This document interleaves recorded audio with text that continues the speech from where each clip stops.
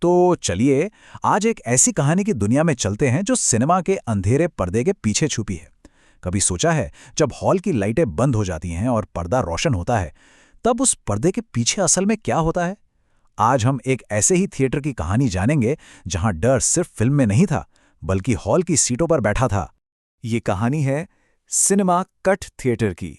एक जमाने में शहर की शान हुआ करता था, पर अब बस एक वीरान खंडर है। एक ऐसी जगह जहां असली हॉरर शो पर्दे पर नहीं बल्कि दर्शकों के साथ चल रहा था। एक ऐसा राज जो उन खामोश दीवारों और खाली सीटों के बीच कहीं दफन हो गया था। कहानी की शुरुआत होती है दिशा से।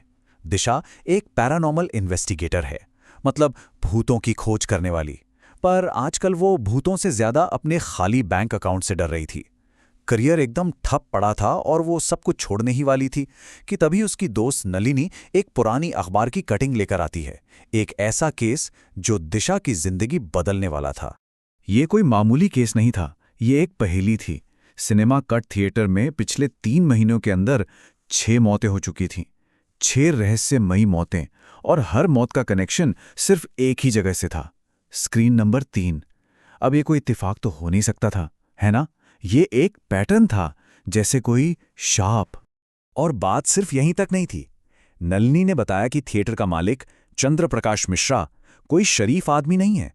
पहले गैंगस्टर था और अब नेता बन गया है। उसने इन सारी मौतों की खबर को दबाने के लिए परिवारों को पैसे देकर खरीद लिया है। मतलब ये सिर्फ एक भूत की कहानी नहीं थी, बल्कि एक बहुत बड़ी और खतरनाक साजिश भी थी। दिशा ने ये चैलेंज लिया और पहुंच गई आगरा। जैसे ही वो थिएटर के गेट पर पहुंची, उसे एक अजीब सी, बहुत भारी खामोशी महसूस हुई। हवा में जैसे कोई अनजाना सा डर था, मानो वो इमारत खुद उसे अंदर आने से रोक रही हो। बड़ी मुश्किल से उसने चंद्रप्रकाश को मनाया कि उसे सिर्फ एक रात चाहिए, सिर्फ एक रात, सच का पता लगाने के लिए। रात के अंधेरे में उसकी मुलाकात हुई थिएटर के बूढ़े केयरटेकर रतन से। उसकी लंगड़ाती चाल और डरी हुई आंखें खुद एक कहानी कह रही थीं। रतन ने स्क्रीन 3 की चाबियां देते हुए फुसफुसाकर कहा, यहां दीवारें भी सुनती हैं और पर्दे की देखते हैं। मेरी मानो तो अभी भी वक्त है, लौट जाओ। लेकिन दिशा के लिए अब लौटना नामुमकिन था। अब देखिए, दिशा को जो चीज़ बाकी लोगों से अलग बनाती है, वो है उसका काम करने का तरीका। वो पूजा पाठ या मंत्रों पर नहीं, बल्कि डेटा पर यकीन करती है। उसके बैग में कोई तावीज़ या गंगाजल नहीं था। उसके हथियार थे thermal camera, sensor, hi tech audio recorder और लैपटॉप। उसका मानना था कि हर पैरानॉर्मल एक्टिविटी अपने पीछे एक एनर्जी सिग्नेचर, मतलब एक ऊर्जा का निशान छोड़ जाती है, और वो उसी निशान को पकड़ने आई थी। और उसे पहला सबूत मिलने में ज्यादा देर भी नहीं लगे। जैसे ही उसने सीट नंबर D23 के पास अपने सेंसर लगाए, उसके लैपटॉप की स्क्रीन पर नंबर तेजी से बदलने लगे। हॉल का तापमान जो 18 डिग्री सेल्सियस था, वो अचानक गिरकर 4 डिग्री पर आ गया। हवा में एक ऐसी ठंडक घुल गई जो हड्डियों तक को कंपा दे। ये पहला ठोस सबूत था कि वो वहां अकेली नहीं है। दिशा के चेहरे पर डर नहीं, बल्कि एक अजीब सी तसल्ली थी। उसका यकीन और पक्का हो गया कि चाहे सामने कोई शैतानी ताकत हो या सिर्फ उसके मन का वहम, डेटा कभी झूठ नहीं बोलता। और बस इसी डेटा के साथ शुरू हुआ अजीबो-गरीब घटनाओं का वो सिलसिला जो उस रात को और भी भयानक बनाने वाला था। पहले तो उसके थर्मल कैमरे पर एक धुंधली सी इंसानी परछाई दिखी, जो एक पल में आई और दूसरे ही पल गायब हो गई। फिर खाली सीटों के बीच से पॉपकॉर्न चबाने की इतनी साफ आवाज आने लगी जैसे कोई मजे से बैठकर फिल्म देख रहा हो। तभी उसका ऑडियो रिकॉर्डर अपने आप चालू हो गया, जिसमें किसी के चीखने की दबी हुई आवाज रिकॉर्ड हो गई। और फिर आखिर में प्रोजेक्शन रूम का वो धूल भरा पुराना प्रोजेक्टर खुद ब खुद चालू हो गया। दिशा समझ गई, इस सब का सेंटर प्रोजेक्शन रूम ही है। दिशा हिम्मत करके प्रोजेक्शन रूम की तरफ भागी। सीढ़ियों पर चढ़ते हुए उसे जलती हुई फिल्म रील की महक आई। वो पुराना 35 mm का प्रोजेक्टर ऐसे चल रहा था जैसे कोई फिल्म चला रहा हो। जब उसने ऊपर से नीचे हॉल में झांका तो उसके रोंगटे खड़े हो गए। सीट D23 पर वही साया बैठा था जिसने प्रोजेक्टर चलाने वाले की पुरानी फटी हुई यूनिफॉर्म पहन रखी थी।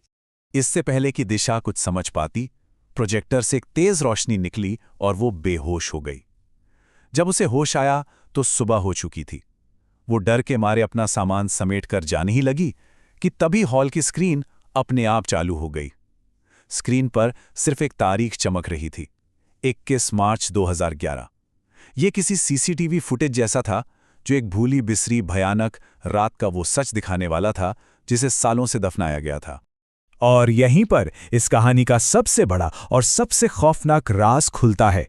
ये सिर्फ एक भूत की कहानी नहीं थी, ये तो एक बेरहमी से की गई हत्या की दास्तां थी, जिसे सिनेमा के पर्दे के पीछे हमेशा हमेशा के लिए छुपा दिया गया था। फुटेज में एक जवान चंद्रप्रकाश प्रोजेक्टर चलाने वाले लड़के अमन से लड़ रहा था। वजह, अमन ने चंद्रप्रकाश की बेटी से प्यार करने की जुर्रत की थी। गुस्से में पागल चंद्रप्रकाश चिल्लाया, प्यार का जज्बा तेरे सिर चढ़ चुका है, आज इसको मैं उतार कर ही रहूंगा। और अगले ही पल उसने अमन का सिर चलती हुई प्रोजेक्टर की पुली में धकेल दिया। कुछ ही सेकंड्स में अमन की सांसें हमेशा के लिए थम गईं। जैसे ही स्क्रीन बंद हुई, दिशा इस खौफनाक सच से कांप रही थी।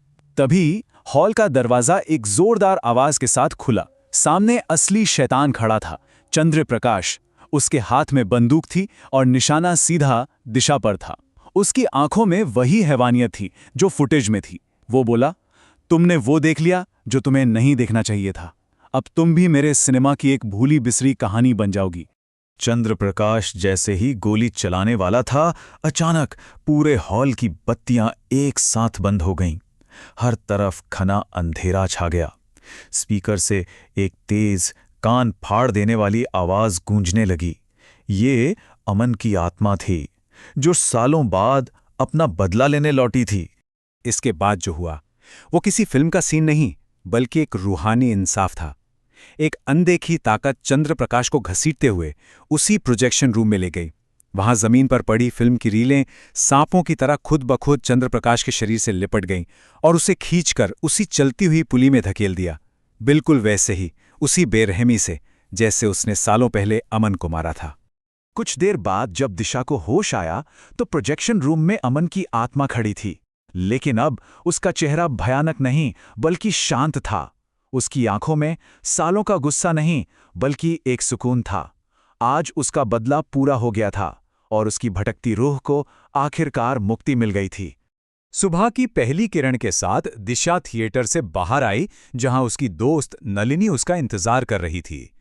कातिल के मारे जाने के साथ ही सिनेमा कट का वो शाप हमेशा के लिए खत्म हो चुका था और अब उस पर्दे पर शायद कोई और खूनी कहानी नहीं दोहराई जाएगी।